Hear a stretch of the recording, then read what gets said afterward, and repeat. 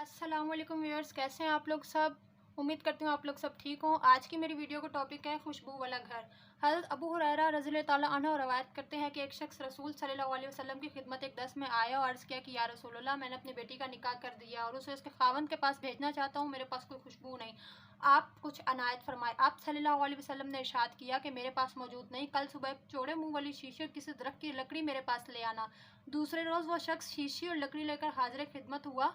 आप सल्लल्लाहु अलैहि वसल्लम ने दोनों बाजुओं से इसमें अपना पसीना डालना शुरू किया, यहाँ तक कि वह भर गई। फिर फरमाया कि इसे ले जा, अपनी बेटी से कह देना कि इस लकड़ी को शीशी में तर्क करके मल लिया करे।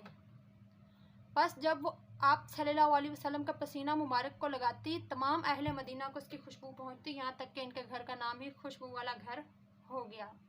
गाइज़, अगर आपको मेरी वीडियो अच्छी लगी है तो वीडियो को लाइक करें, शेयर करें, चैनल को सब्सक्राइब करें और दुआ में याद रखें।